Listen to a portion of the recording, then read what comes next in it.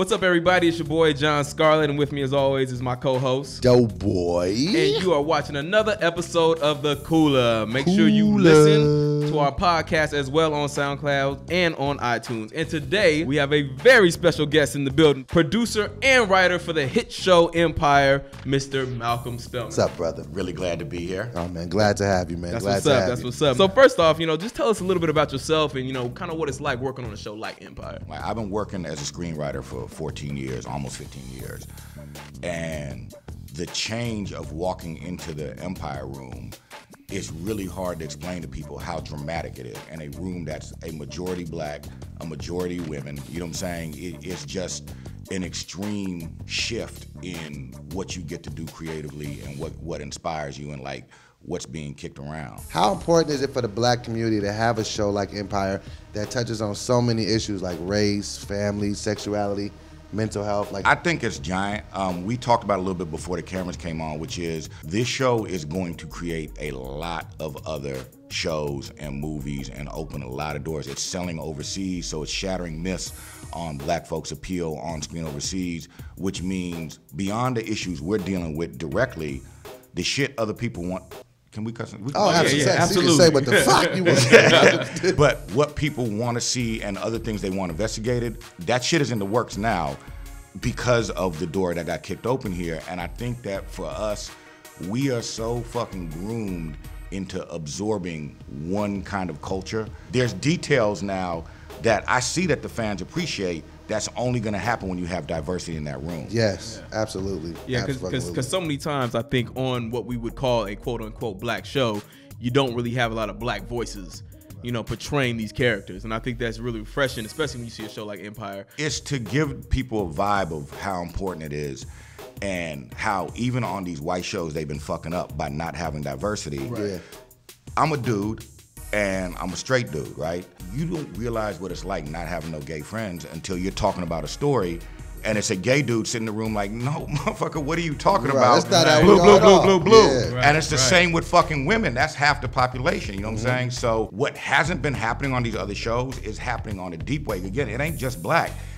We got a grip of very, very strong women in the room. The showrunner is a woman, you know what I'm saying? Right. So, and it just changes shit. And you don't, like I said, you don't know it till you're sitting in a room full of people and there's a salary there and you gotta hear what they gotta say, what they say. Going back to the first season, in the plot line of Lucius, misdiagnosis of his ALS, can you tell us if that was something that you guys planned from the beginning, or if that was something that where you guys realized, halfway through the season, we got a hit show, this motherfucker can't kill die. this nigga. This nigga can't die. Nah, Danny and Lee knew from the beginning, and they knew about that misdiagnosis is real.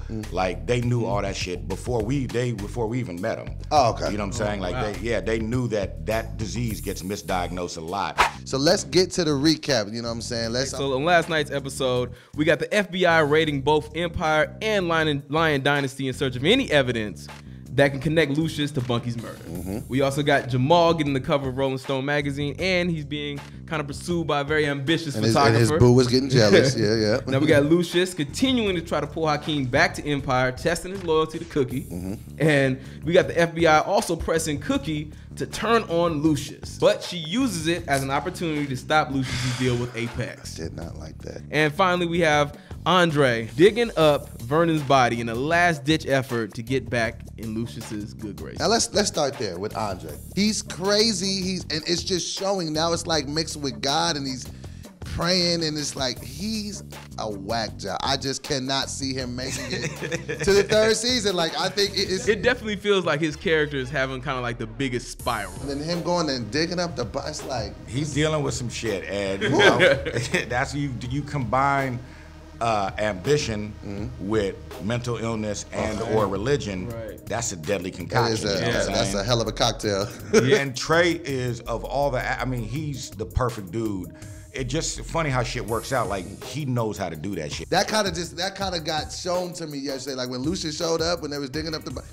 Lucius putting the body in the fucking feds car. Lucius already knew what Andre was planning. Lucius, he connected it just like that. As soon as Andre came to him, said, like, what if I can make all this go away? Yeah, he gave him that look. And Lucius was like, I already know what you're gonna do, man. Yep, and Terrence would do that too. He'll say all that shit with a look. He'll be like, you know what I'm saying? The audience like, oh, this motherfucker's on it. Take it to Cookie though. Cookie pissed me off. I get that she was trying to mess up the deal, and you know what I'm saying, and that was important, but stop snitching, Cookie, damn. We deal with that in the room, you know what I'm saying? And we feel like we got a sense of her moral code. If Cookie feels like it's manipulation, you know what I'm saying?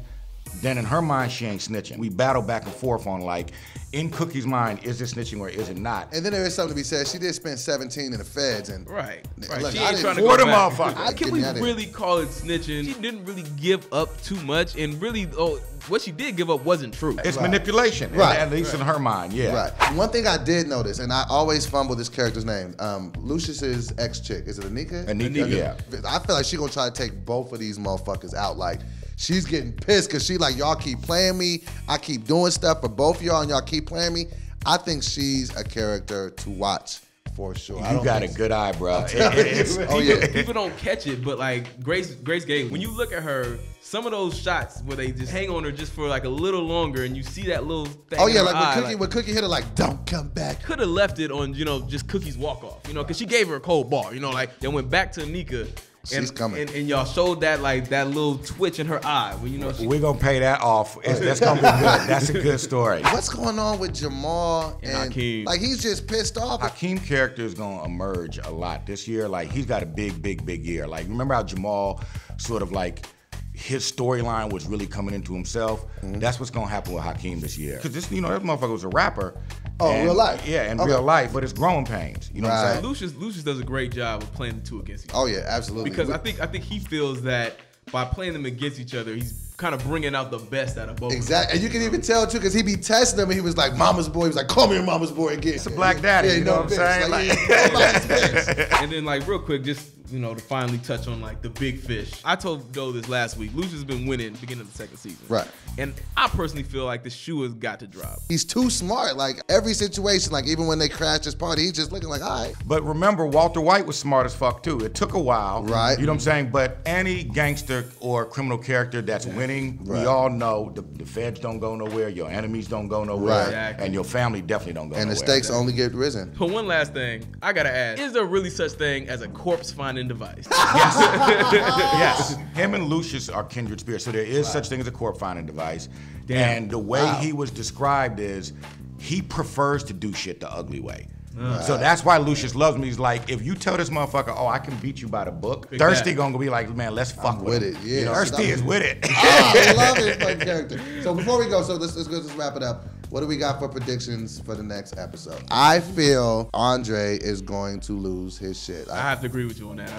I think next episode is going to be a big one for Andre. Right. I think like he's finally going to reach his boiling point. One of my favorite parts yesterday of the fucking episode is when they both had a chance to talk to the dude to the dead body. And so like, Andre was just like, oh my God, I love you. You're such a great person. He's like, let me say goodbye to my friend. You fucking snitch. I love this show, man. It's great writing, and everything about it is amazing. I want to thank you for coming out, man. Take your time. I know you're a busy man. Thank you for coming and rocking with us. Thank you, Malcolm. We love the show. We're going to keep rocking with it, you know what I'm saying? So make sure y'all tune in, subscribe, leave your comments. If you got any questions for the big homie Malcolm, make sure y'all leave them in the comments. It's been your boy, DoBoy. And I'm your boy, Jon Scarlett. Make sure you guys watch us on our YouTube channel when we go up later today, and listen to our podcast on SoundCloud and on iTunes. Once again, thank you, Malcolm Spellman, for coming in and hanging out with us today. Yeah, I really appreciate y'all, man. For sure, man. Next time, finger pistols. You guys next time. We out. So far, it's getting off to a rocky start. You know what I mean? Like, Hakeem's got this girl group that he's trying to get going. Right. And he has the one that he smashed. He probably shouldn't have did that. Yeah, he probably should have smashed Becky G.